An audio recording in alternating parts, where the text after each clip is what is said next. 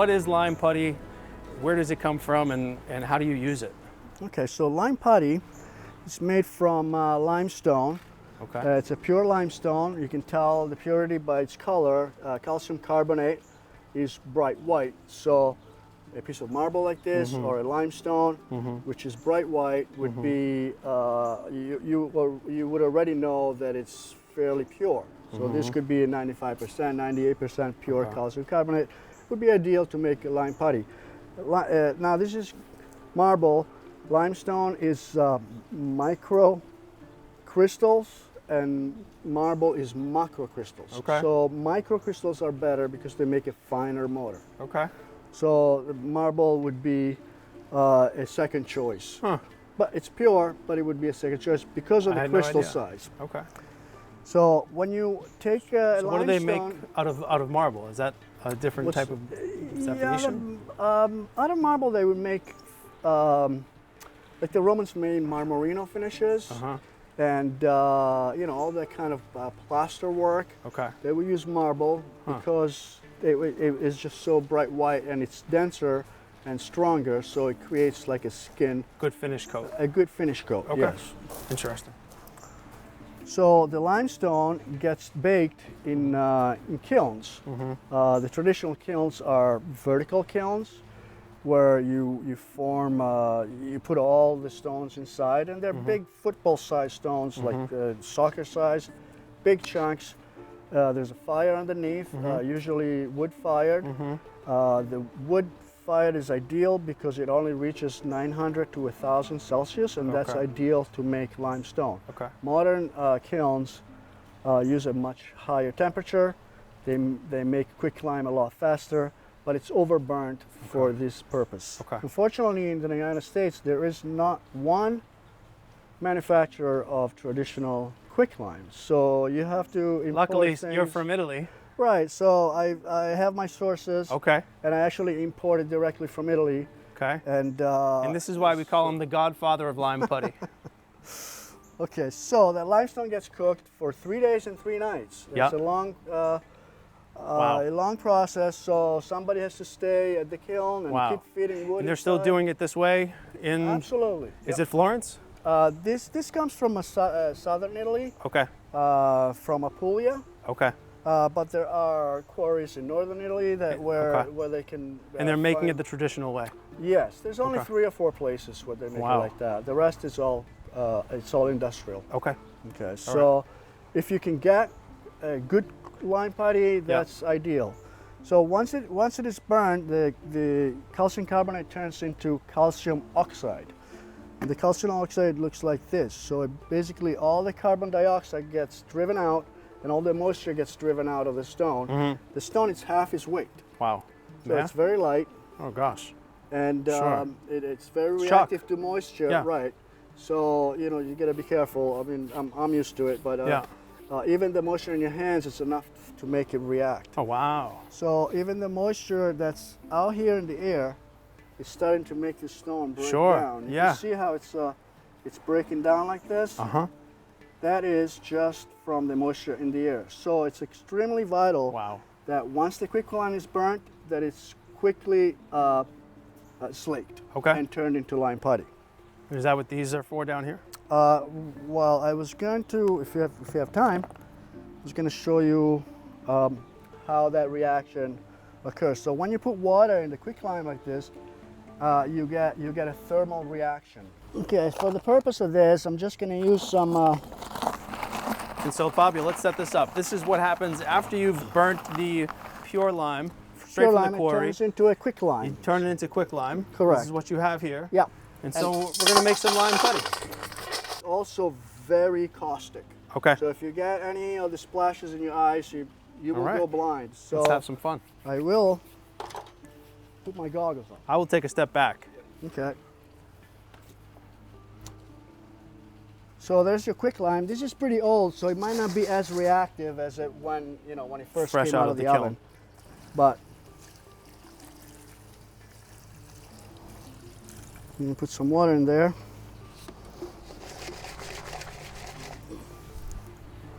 Yep, start to see it go now.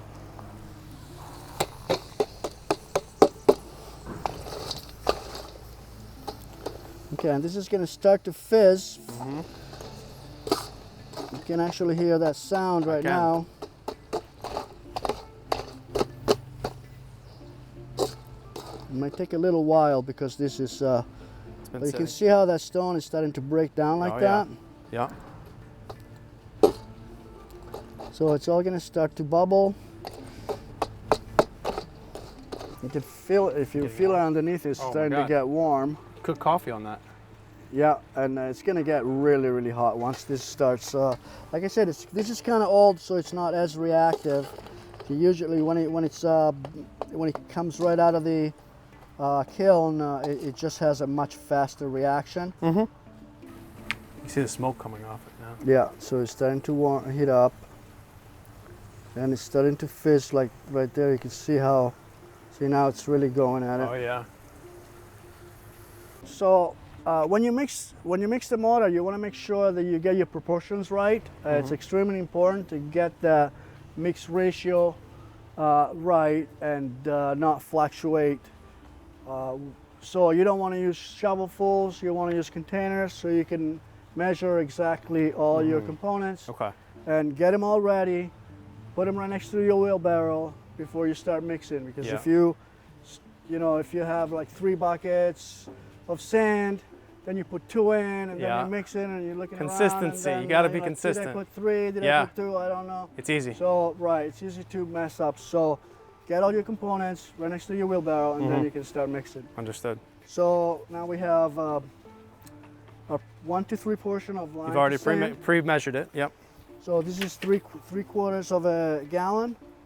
So again, you want to make sure that you have eye protection, because this is caustic, and if you get into your eyes, it's going to hurt.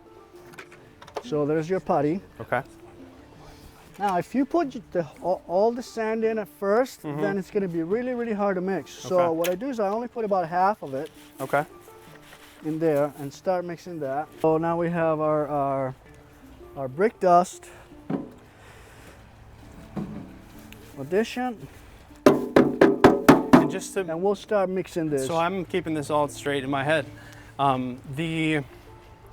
You called it this starts with the P. Forgive me. The Porlano. Porcelano plus the sand. Yep. Is going to be 70%, and the lime putty is going to be 30% of the mixture of the mortar. Right. Well, when you use pozzolana, the mortar takes different characteristics. Okay. So a lot of the reactive part of this pozzolana is the very fine particles. Okay. Which is under 300 microns. Small. Right. It'll bind with the lime to form a binder. Okay. So the other 70% of this is actually aggregate. Huh, so it's already almost a pre-mixed lime it's mortar. already a 1 to 3 mix. So when you add this, you don't have to worry about adding too more much sand. Right, okay. Because now this plus the putty would sense. be binder, okay. but it actually isn't. Okay. So that's one. So tricky. adding one part of this to the putty, it's perfect. Okay. Now, if you were to add a very fine dust like this, which is already almost 300 microns, then you might need to add some more sand, because this is not aggregate at all. Fine. Right. So okay, we can get out of your way. This looks serious. So that's the typical mixing hoe of ancient times. It has this kind of a sharp edge to it. The regular hoes today, they're just a 90-degree angle. The reason why it's like this is because first you cut the mortar like that, and then with this you squeeze it. So, and that's where this angle comes in. So you can actually squeeze and push that mortar like that and mix it, because it's very sticky and it's really hard to mix at first. Okay. And an old Italian saying is that the amount of water that you add to the mix is the sweat that falls off your forehead. In other words, you don't need much water at all. You don't need water at all. Not that you don't work hard. Right. Now, some of these aggregates might be a little dry, especially brick dust Okay. or whatnot might be drier than the sand itself because it's manufactured product. So you might actually have to add Just a little some bit. water. But Yeah. Okay.